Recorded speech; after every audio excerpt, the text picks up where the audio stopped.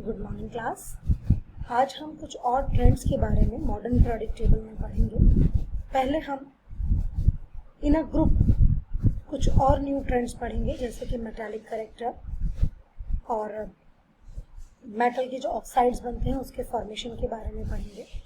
तो हम ये वाला पॉइंट आज सबसे पहले डिस्कस करेंगे। हमें पता है कि हमारी जो मॉडर्न पीरियोडिक टेबल है उसमें जो हमारे वर्टिकल कॉलम्स हैं हम उनको ग्रुप्स का नाम देते हैं। तो मेटालिक करेक्टर की बात करते हैं कि when we move top to bottom, तो वो जो करेक्टर है मेटालिक करेक्टर वो इंक्रीज होता है या डिक्रीज होता है। हमें पता है कि जैसे जैसे हम टॉप टू बॉटम मूव करते हैं, जैसे जैसे हम डाउन द ग्रुप मूव करते हैं, हमारा जो एटम का साइज है दैट इंक्रीजेस, वो इंक्रीज होता है। क्यों इंक्रीज होता है?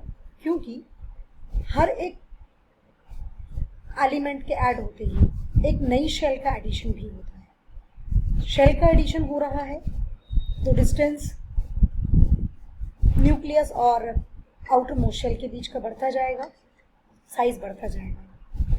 जैसे जैसे साइज बढ़ता है वैसे वैसे हमारा जो वैलेंस इलेक्ट्रॉन्स को लूज करने की जो टेंडेंसी है दैट इंक्रीजेस।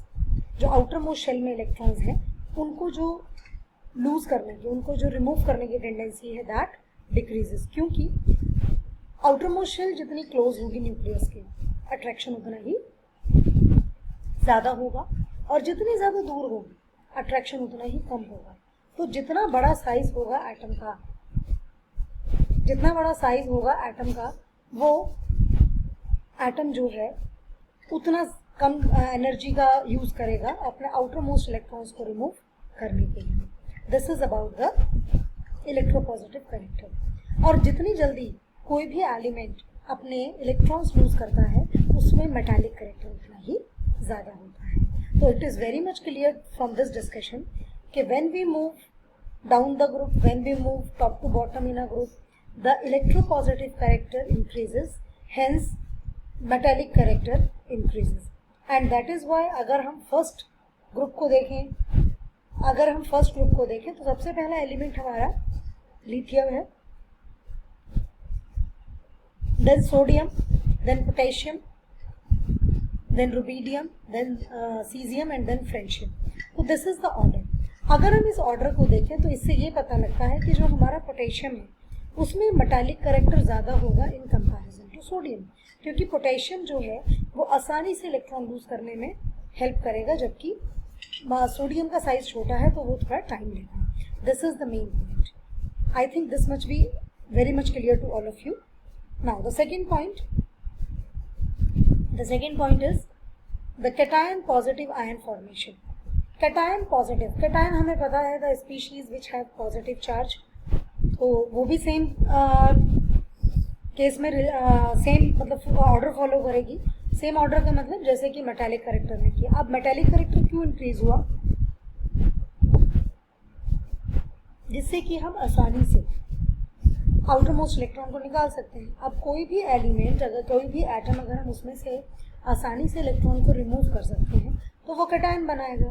तो सेम मैनर साइज बढ़ रहा है डाउन द ग्रुप जाने में, जिससे कि जो कैटायन बनाने की जो पॉसिबिलिटी है वो ज़्यादा है डाउन द ग्रुप। और इसीलिए potassium is more reactive than sodium, क्योंकि वो जल्दी से पोटेशियम आयन बना लेगा और सोडियम इतनी जल्दी नहीं बनेगा। थर्ड पॉइंट है बेसिक ऑक्साइड या मेटल ऑक्साइड फॉर्मेशन। आप लोगों ने चैप्टर थर्ड जो मेटल्स एंड नॉन मेटल्स हमने आपको पढ़ाया था उसमें भी पढ़ा था आपने कि मेटल्स जो हैं वो नॉर्मली बेसिक ऑक्साइड्स बनाते हैं या हाइड्रोक्साइड्स, वो बेसिक होते हैं नेचर में।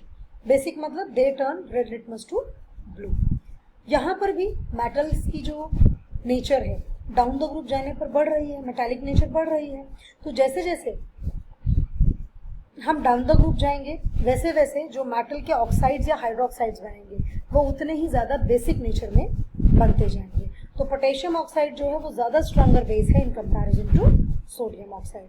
This is about the trends of the metallic nature, cation formation and basic oxide या metal oxide formation when we move across a group. जब हम डाउन द ग्रुप मूव करते हैं तब हमारा ये ऑर्डर फॉलो होता है। अब इसी ट्रेंड को हम जो है वो एक पीरियड में स्टडी करेंगे।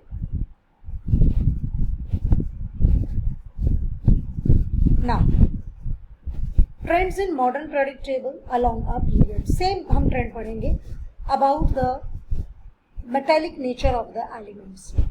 Students, you know very well, when you move across a period from left to right, the size of the atom goes on decreasing. Size जो है एटम का वो डिक्रीज होता चला जाता है, क्योंकि शेल तो इंक्रीज होती नहीं है, लेकिन हर एक स्टेप पर एक नया इलेक्ट्रॉन ऐड होता है। इलेक्ट्रॉन ऐड हुआ तो अट्रैक्शन न्यूक्लियस के और जो आपका आउटर मोस्ट शेल है वो बढ़ेगा, और जिस वजह से साइज जो है वो छोटा होगा। साइज छोटा होगा तो नेचुरल सी बात है हम आसानी से वैलेंस इलेक्ट्रॉन को रिमूव नहीं कर सकते हैं, और जब हम आसानी से रिमूव नहीं कर सकते हैं तो हम यही कहेंगे कि they have not too much of metallic nature, they are of non metallic nature. So sodium का मेटालिक नेचर ज़्यादा होगा, क्लोरीन का नॉन मेटालिक नेचर ज़्यादा होगा। मतलब आप जब लेफ्ट से राइट की तरफ मूव करेंगे तो आपका मेटालिक करेक्टर जो है वो नॉन मेटालिक करेक्टर में धीरे धीरे चेंज हो जाएगा। Now anion formation.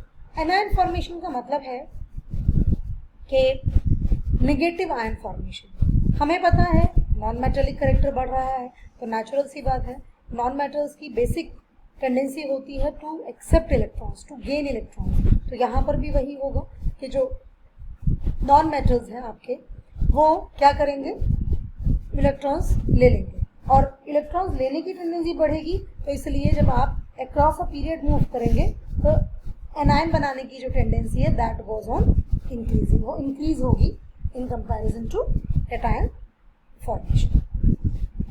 Third is acidic oxide.